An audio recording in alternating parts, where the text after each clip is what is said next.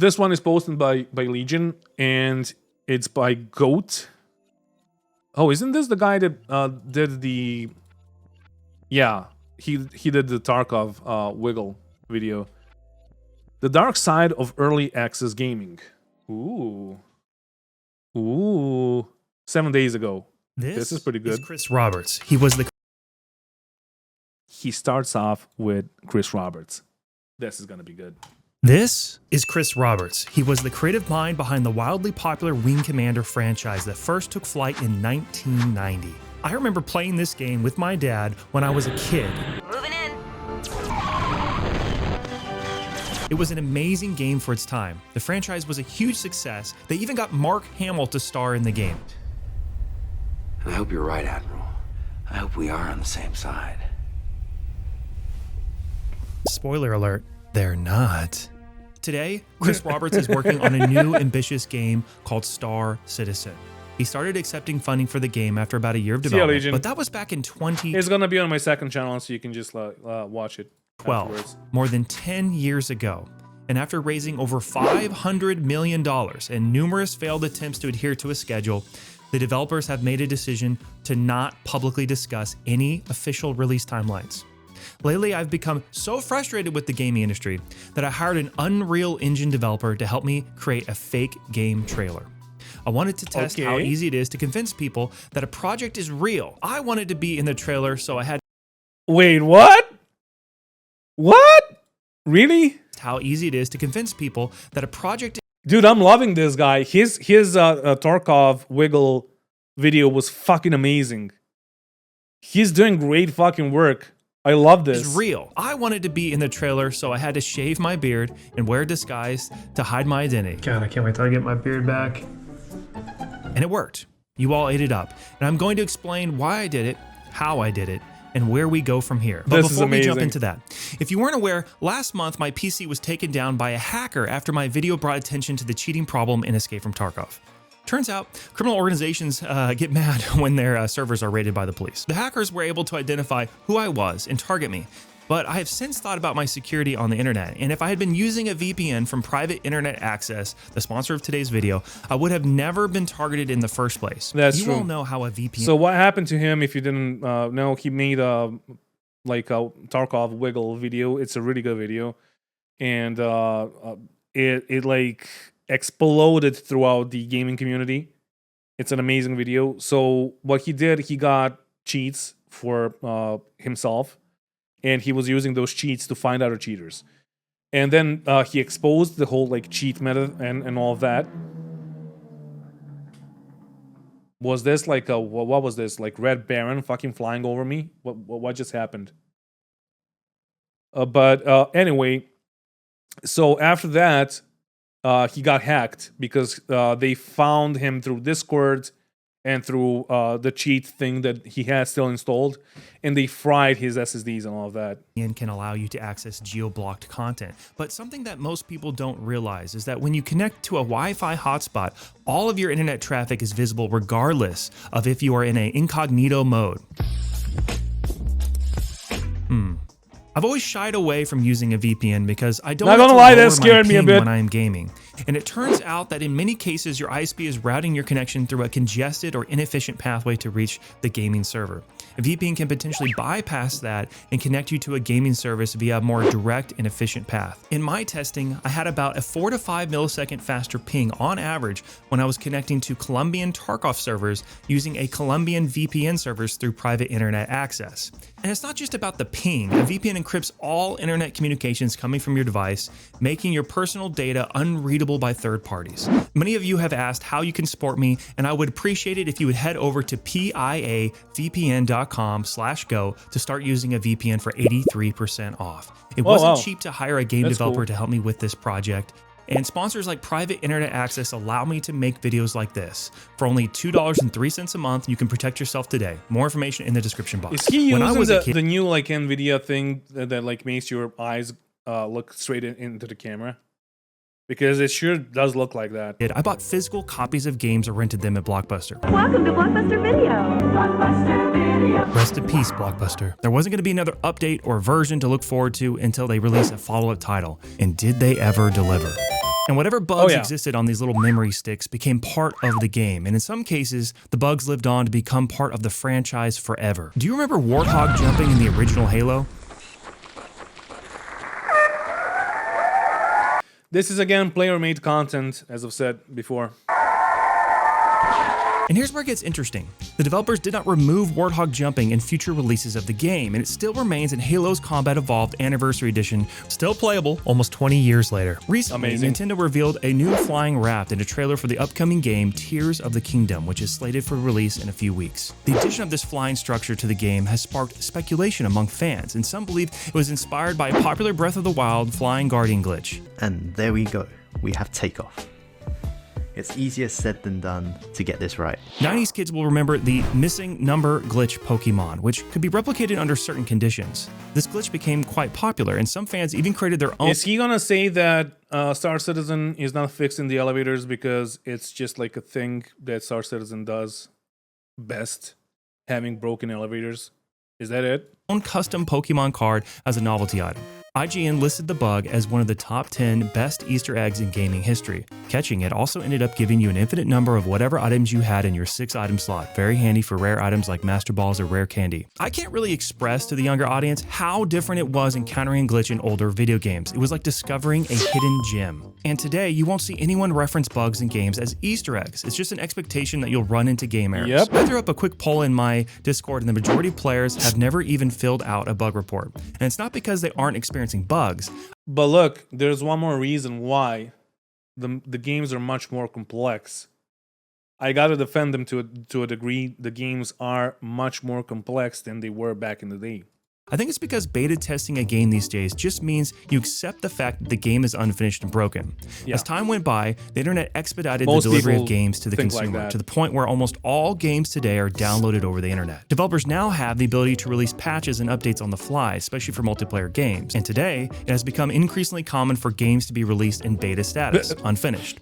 And unlike the past, bugs are introduced in new patches and content releases. The developer isn't testing anything at all in most cases. They have an unfinished product that needs more funding and attention. Attention so they can get more funding so they can push new content in a new patch so they can get more attention so they can get more funding, and then more funding so they get more attention. It's a circular loop. And part of the circular loop is to get attention and, of course, more funding. Oh my God, it just pulls you in, doesn't it? Part of getting more attention is releasing gameplay or cinematic trailers that do what is called vertical slicing. Game developers sometimes work. We just saw that with Gary Oldman. We just saw that with the Invictus launch. On a small portion of a game to show off how gameplay will work before getting the green light to develop the rest of the game. The same concept as a pilot episode in television. Pilot episodes serve the same function as a vertical slice. However, they're often included in the official release of the series if it gets picked up. But this technique has been corrupted and gotten so out of control that some indie game devs put together a vertical slice of a game that is essentially theater. Nothing works. It's all movie magic. The world of The Day Before is teeming with hungry hordes of bloodthirsty infected. Unlike a TV series where what you see is what you get, you actually interact and play a video game. A vertical slice should be a working version of a game, but I'm watching someone else play. It would be very easy for them to hide problems with the game. Yeah. And to get a better understanding of how easy it is to do this, I did it myself. This is Crimson. He's a game developer and streamer. Go check him out on Twitch. He's a really cool guy. And I sent him this storyboard. And this is how TVs, movies, and commercials are thought out. Directors and writers storyboard their ideas and then send it off to a producer to figure out how they're going to make everything happen. And the cinematographer, design team, and talent put together a plan and create a schedule, budget, etc. In this two-person studio, made up of Crimson and I made up a scene to show off an open-world loot extraction game I named Plaguelands. And here are some of the scenes from the trailer. I didn't see the trailer.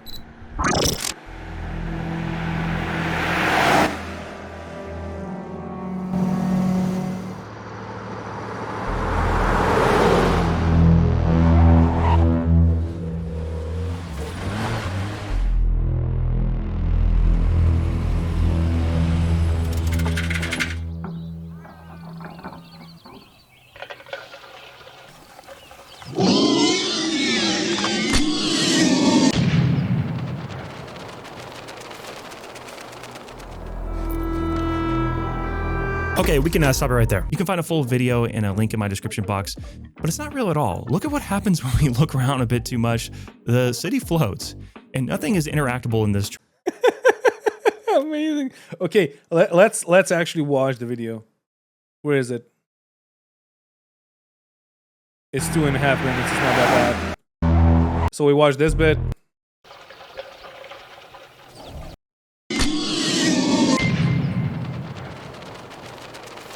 Thank you, Nim for $3.33. Was this on YouTube? I'm not sure.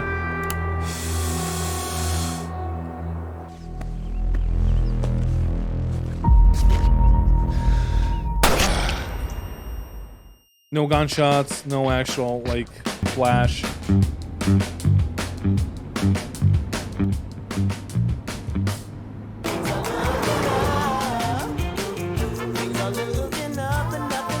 Is that it? Welcome. We are excited to announce that we're organizing an open play test for Plaguelands next month ahead of the Q3 release. It's been a What a dude. long time in the making, and we're thrilled to finally get some player feedback before launch. As we gear up for the playtest, we also have some other events planned, including Q&A sessions and more announcements. And in these He just needed a British accent, honestly. videos, we'll be introducing some of our team members, and today we're starting with 2 key members. One of our goals was to create buildings, towns, and travel paths that are replayable and dynamic. We want our players to have an exciting experience every play session, with new challenges and surprises around every corner. By incorporating different weather conditions, time of day, and world events into the game, we can ensure that no 2 experiences are the same.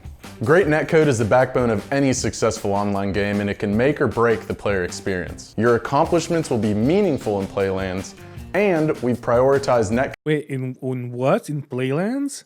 And your accomplishments will be meaningful in Playlands, and we prioritize netcode and anti-cheat to ensure a smoother, fair, and more enjoyable gaming experience for all players. Starting next By the way, all of this footage is just like from Motion Array or whatever. month, we'll be hosting our first public playtest, which will showcase the game's first set of islands, 5 vehicle types, and the Tier 1 crafting system. I can't wait to watch A Tier 1 crafting system. as you all experience Plaguelands for the first time, and we hope you're as excited as we are to see the game in action. Thank you for your support, and we'll see you in the playtest. Okay, he didn't ask for any money. He didn't do anything. This got 1,000 views. Okay. It wasn't that big of a deal. Maybe if he waited like a bit more and like paid a streamer to watch this, like $50 for a streamer to watch this, he will get like much more recognition. But sure, okay, let's continue. Trailer. We had to hide any interaction with objects because it takes way too much time to actually make things work in a game. The character didn't actually fuel up, you just heard it happening, and the character didn't get out of a vehicle because animating that would be annoying. And to make the whole thing more believable, I introduced some of the developers working on the project. Creative director? That's my buddy Andy, who doesn't even play video games. He's a musician and mixes music for a living. And the network programmer? Wait, he's using vocals? Let me see. Buddy Andy, who doesn't even play video games. Alright, the acoustics are okay, although we have the absorbers on the left and the right, and the... I'm not gonna talk about this. Neve, nice. Warm audio? Really? Warm audio? Never mind. He's a musician and mixes music for a living. And the network programmer? That's David. He's an awesome dude, but he doesn't know anything about game development. Yeah, Tier 1 crafting system. Where have we heard that before? Maybe from the guy at the start of the video. And the lead developer?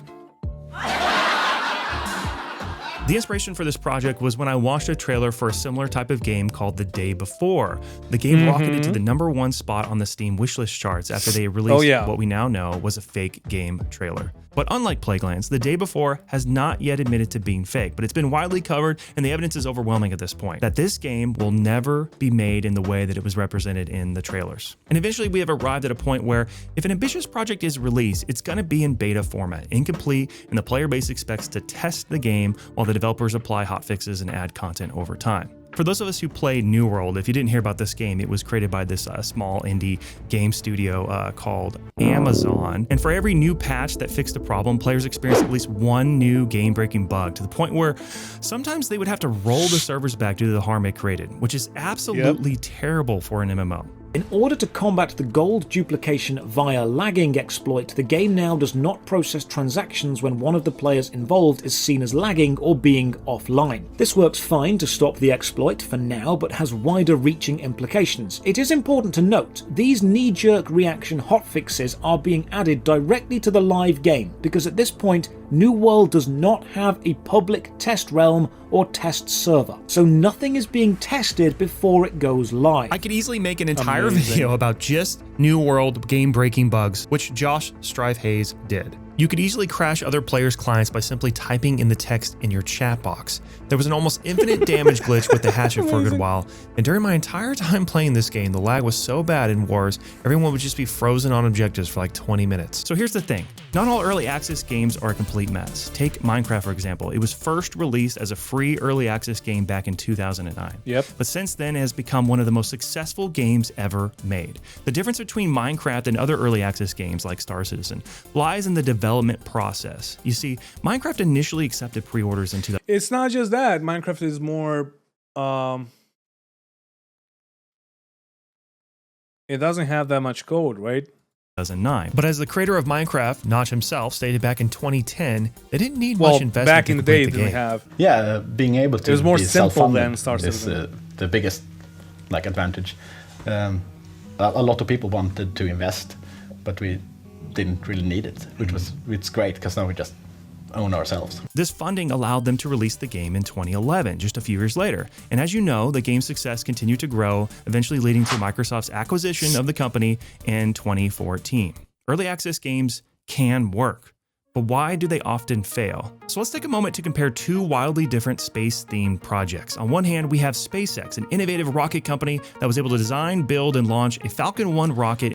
But look, Vox, you're right to a degree, but with all the mods, Minecraft is more complex than Star Citizen is right now. On the player side. I'm not talking about like the development side. But with all the mods, and it's also stable. It's really stable. If you want to compare a game like Minecraft, you can take Space Engineers as an example. With all the mods, you know, it like offers so much more than Star Citizen does right now. Into orbit in just 6 years, all with a budget of $100 million. And on the other hand, we have Star Citizen, a game about pretend rockets in space that has been in development for 13 years and has a budget that's more than 5 times that of SpaceX. And you might say that comparison is not fair. I know. Revolutionizing the space rocket industry with only $100 million is much more difficult. And there isn't a game company out there that has an Elon Musk. However, Bethesda Games It does. We have Chris Roberts Studios has the Todd Father. This and also is Todd him. Howard. He's the video game director and designer at Bethesda Game Studios. You've most likely played one of his games like Skyrim or Fallout. In a recent interview with Lex Friedman, Todd talks about his process creating Starfield, their upcoming open-world space game, and unlike the unreleased Squadron 42, which is the single-player component of Star Citizen, Starfield is coming this year. In the interview, Todd says he's been wanting to make Starfield for as long as he can remember, but he had to wait for the right time. The 7th conductor being connected by a non-reversible Tremie pipe to the differential girdle spring on the up end of the gram meter. Because technology, am I right? The ability to time the launch of an ambitious space game was a skill that Chris Roberts did not have. Todd didn't just jump into making the game regardless of what Starfield should be out by the end of this year. was possible at the time. I think they the said first thing September or Todd and his something like team that. did was figure out how they could accomplish the most ambitious part of the entire project. Well, the first when we did it was, how are we going to render a planet, like pull it off for the player? Like, can we? Or do we have to sort of do it where you can't land on all of them, where you're landing in a very controlled, small world space that we, kind of craft, and you would have a very limited set of those. They figured out how to procedurally generate and handle 1,000 planets in their game. We started the game right after Fallout 4, so 2016. And the first thing we did, how can we have a system to generate these planets and make them look, I'll say, reasonable, as opposed to, fractally goop? Came up with a way, had prototyped of of building tiles, like large tiles of landscape, the way we would usually build them. We kind of generate them offline, hand do some things, and end up with these very realistic looking tiles of landscape, and then built a system that wraps those around a planet and blends them all together. And we had pretty successful results with that. So we thought, yeah, we could do this. Before jumping feet first in designing star bases and selling virtual ships, they wanted to see if they could do the hardest part of the game development first and then work backwards from there. And even more importantly, although it's not going to be the same as in Star Citizen, because Star Citizen actually has planets that you can land on. It's all seamless. In Starfield, it's not going to be seamless, although that doesn't mean it's going to be a bad game. I mean, for example, DayZ is an amazing game, and I'm playing a lot of it in the past month, basically. It has a robust crafting system, especially with the mods. But the issue is that whenever you're crafting something, it's always the same animation. Does it break the game? No. Does it bring anything good to the game? I mean, I guess, because you get to craft a bunch of things. You like get a car part, you chop it up, you get scrap metal, then you use a blowtorch on the scrap metal, and you get sheet metal that you can in the end combine to make a huge ass container. At least on my server, you can make a big ass container which stores a lot of loot. So there's like steps to it, and now you can combine other stuff with other stuff. It doesn't matter. So it's pretty cool to have that in the game, although it is not really perfectly animated. There's not much to it, but as a gameplay experience, it's pretty good. So having seamless transition from a space from the space to the planets is amazing. But does it really bring anything new to the gameplay? I mean, it does, but I don't know. Todd talks about why there are so many planets, especially when you have to craft this planet. There was a big design. I just watched the VOD from yesterday. You gotta post that, dude. You gotta post that as a separate video. It was so funny. Kind of problem to solve in terms of, well, what's fun about landing on a planet where there's potentially nothing except resources. And so we spent a lot of time figuring out, okay, let's just lean in on also that the music can here is be amazing. A lonely experience. As long as we tell the player, here's what's there, here are the resources that are there, go find them. And I do think there's a certain beauty to landing on a strange planet, being somewhat the only person there, building an outpost, and we are modeling all of the systems, because that's how we like to do things. So you can watch whatever that gas giant or moon, it will rotate and go, and sunrise, sunset, and all of those things that you would expect, and it's all really happening. Again, he's a master game designer and director. He's thinking of all these things far in advance. And I'm sure there are ideas and concepts that he wanted to attempt that they had to shelve. And while unfortunate, it's a good thing to find early in the process what can and can't be done. But there's one thing that Star Citizen is clearly doing better than Starfield. After doing a lot of research, I've come to the conclusion that Star Citizen's crowdfunding is a masterclass in how to raise money for a project. I just wish I could say the same thing for their game development. They've pulled out every trick in the book, allowing backers to spend as little as $45 and as much as $100,000. And I started with the War Pack, so that's an old pack. I don't think it's available anymore. It was $5,100. It's this video. I found an interview with a player who spent $100,000. People who throw this sort of money around are called whales, and this whale started off with a war pack for a mere $51. Yo, I gotta get Atlas on, and we gotta talk about this. He invested almost as much, or maybe even more than this. And there was like a funny thing that happened to him. He got like a $5 what's it called? Like gift card. So he got a $5 gift card, and it didn't work from CAG, and it didn't work. So he messaged them, and they said, well, it worked up until like, I don't know, February of last year or whatever. so he couldn't use it, and he spent like a ton of fucking money on this. $100 back in 2017. I remember being in hangars and being like, this is not what I thought it was, and then looking into the refund policy, and there's no refund policy, and then I was running a tech company at the time, and I was like, well, I gotta go do work, so... And this well accepts the fact that giving money to a game company is akin to gambling in Vegas. The way I look at it, 100,000 is not a significant amount of money if you consider Vegas. So I'm not a big gambler, I don't like gambling, but I have other members of my family who do enjoy that kind of stuff and have gone to Vegas and spent, $25,000 on one-handed blackjack or so. And for me, it's video games and spaceships.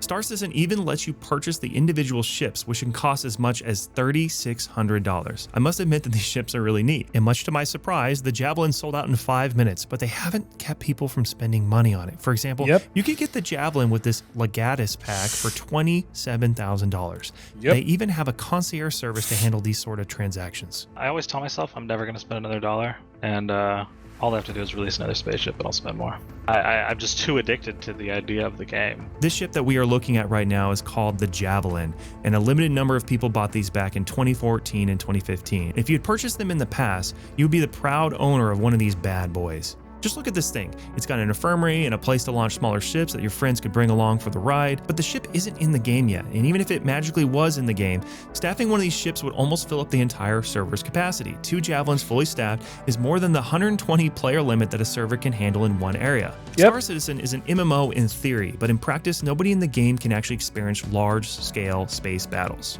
And while Star Citizen backers will criticize the scope of Todd Howard's game, Starfield is an actual game with a release date that you'll be able to play, You can't really say that Starfield is an actual game until you see it, right? Because it might get released in a broken fucking state, and it could be worse than Cyberpunk, honestly. In reality. Take a look at this timeline of events that have taken place while Star Citizen has been in development. While Star Citizen was in pre-production, Instagram launched, Windows 8 was released about the same time as their Kickstarter, and Unreal Engine 4 and 5 both became part of Game Developers Toolbox, all while Star Citizen disabled their Hangar module due to a bug. All this happened while From Software released 6 games, including Dark Souls 1 through 3. Oh yeah, and Elden Ring.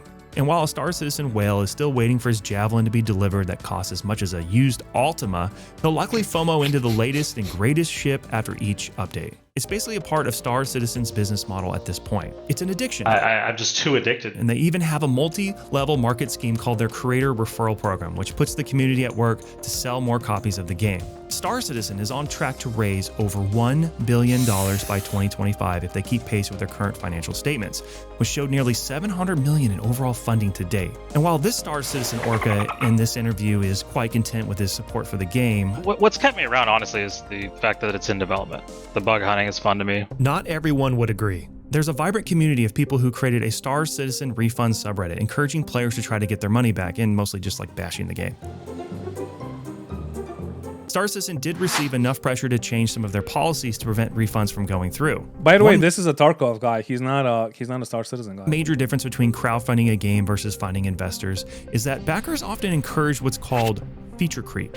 Backers don't get a financial return when a game is finished. In fact, the game is finished too early, they get less features per dollar. It's not like backers are having to pay a monthly subscription fee or pay for the operating costs like a true investor would. There's almost no reason individual backers would push back against new features being added to the game, but they should. And this is where you get into this absurd situation where AI is frozen and broken everywhere in the game, but the developers are proud to announce bedsheet deformation physics, for immersion.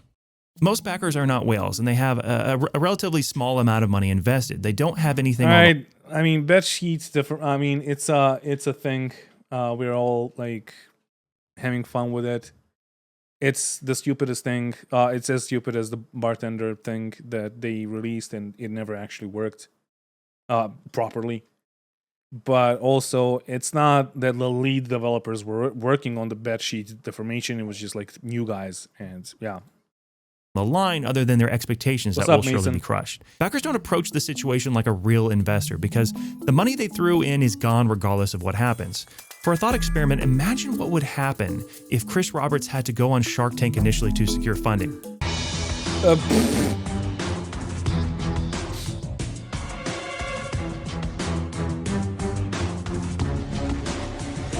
Who's going to be the lucky shark to invest in my game Star Citizen? Did Did you work on a game before Star Citizen? Oh yes, I created the game Freelancer. Catch, what happened with that project? I ran out of money after 4 years and was bailed out by Microsoft and later left the project before it was completed. I have to call out the white elephant for me in the room. This looks just like Freelancer. Thank you very much. It's okay there, buddy.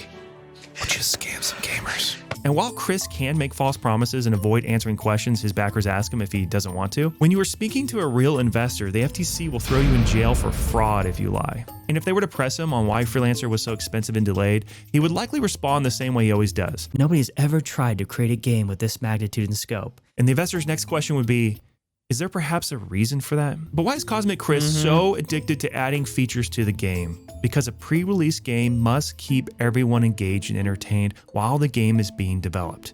If they add no new features... I think that all of us as backers of Star Citizen need to have that like X-Files poster behind us that says, I want to believe. Until release, by the time the game comes out, it'll be old and boring. Mr. Roberts admits himself that this would be a problem back in 2012, when he said it would be ideal to only take 3 years to complete. Any more and things would begin to get stale. Yep. Oh man, that quote aged like milk left out in the sun. Adding features to encourage backers to keep playing and investing works to some extent, but it can become the nail in the coffin if the game already is behind schedule. Each new feature, seemingly a small addition, but can cause major bugs, delays, and they start to stack up and cause all sorts of complexity and problems that can bring a game to its knees. But Colonel Cosmos has decided to do the opposite. Recently, he has admitted numerous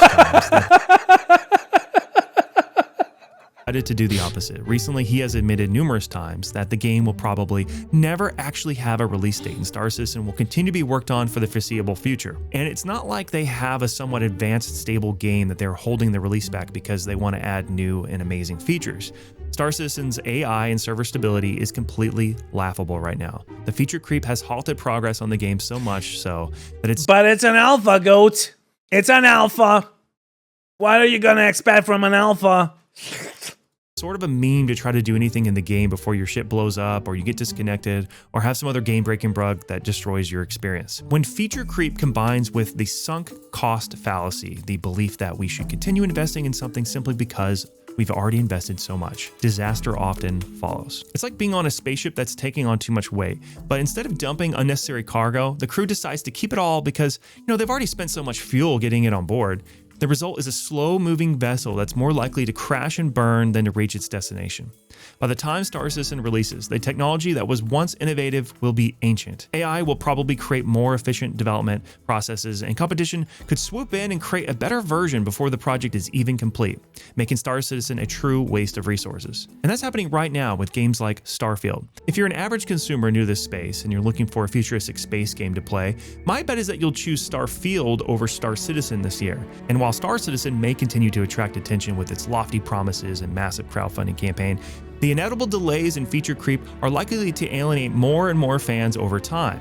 Starfield will continue to offer DLC. See, like Scar just said in the chat that he's not even a year in and he's burnt. And modding out. And opportunities to keep players engaged That's for an years issue. to come.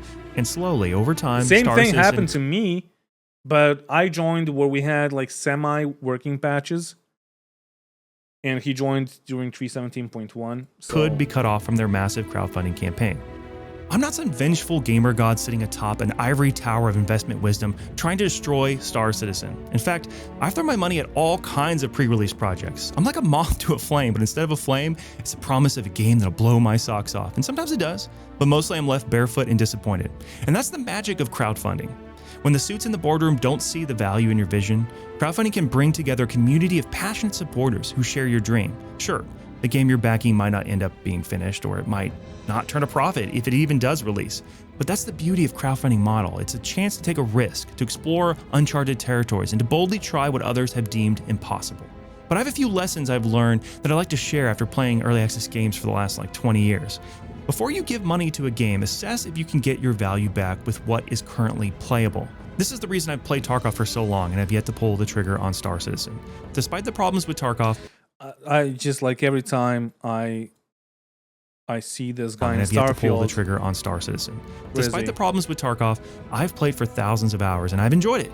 Star Citizen is a tougher sell. Every time I ask people if the game is ready, Oh, this I'm guy. not some No, where the fuck is it? release projects. I'm like a moth to a flame, but instead of a flame, it's gonna the be here promise of a somewhere. game that'll blow my socks off. And sometimes it does, but mostly I'm left barefoot and disappointed. And that's the magic of crowdfunding. When the suits in the boardroom don't see the value in your vision, crowdfunding can bring together a community of passionate supporters who share your dream. Sure, the game you're backing might not end up being finished, or it might not turn a profit if it even does release. But that's the beauty of crowdfunding model. It's a chance to take a risk, to explore uncharted territories, and to boldly try what others have deemed impossible. Am I tripping But I have a now? few lessons I've learned that I'd like to share after playing early access games for the last 20 years. Before you give money to a game, assess if you can get your value this guy. back with what is current. Doesn't this guy look like an offspring of like Salvador Dali and Gaddafi? Currently playable. This is the reason I've played Tarkov for so long and I've Like yet a to love pull the child. trigger on Star Citizen. Despite the problems with Tarkov, I've played for thousands of hours and I've enjoyed it. Star Citizen is a tougher sell. Every time I ask people if the game is ready to be played, they all warn me it's still not really in a great place. I was going to pop my head in and see what's going on recently, and players haven't been able to reliably log in and play for over a month at this point after the 3.18 patch. But I'm open to having my mind change, and let's be real. Starfield won't replace Star Citizen. They are trying to do different things, and there's enough space for both of them. Get it? Space. And besides, AI and technological advances might make long and expensive game development irrelevant over time, and I'm not going to put all my eggs in one basket. I've made that mistake before. I won't be a cheerleader or a fanboy for any specific game developer ever again. Every time I get heavily involved in an early access game, I almost feel like I'm part of the production and the future of the game. I mean, you did with this video, not gonna lie, because you hyped up people about Starfield, and we don't really know if it's gonna be any good. You know the downsides of getting involved with an early access game. Even after doing all of the research for this video, I can't hardly resist checking out Star Citizen and wanting to write a blank check to Daddy Roberts. So what does this mean for me? And what about the future of gaming? It's truly incredible to be close to the action as a developer creates the most sophisticated and intricate video game ever made. Tarkov and Star Citizen are not just expensive games that take forever to develop. They are truly unique and special. Maybe one day AI will swoop in and help speed up game development. But until that day, I'm going to continue to check in on these projects. Hey there, buds. Have an interesting story or a lead that I should investigate? Join the Discord and send me a tip. I'm open to more than just gaming-related content. And have you heard about this new Star Citizen game that's coming out? Check out my referral link to get a free in-game credits so I can add another ship to my hangar. You think I'm going to spend real money on these ships after this video? I'm not kidding. I'm not going anywhere until you click that link in the description.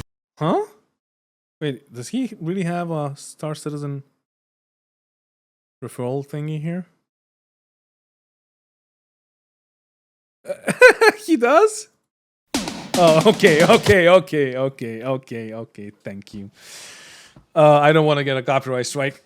Well, look. Here's the thing. He's an outsider. It's a really good video. Let me share it with you. It's a really good video. Thank you, Legion, for posting this. Captain Halfway Development. It's a really good video, but he's not really, as I've said, he's an outsider. He's not really in all of this, so he doesn't really know about all the intricacies of Star Citizen and its development. He did his research, all right, but you gotta play it, you gotta try it. You can't just read the refunds channel. You can't just read what certain people say about certain things. You gotta try it yourself.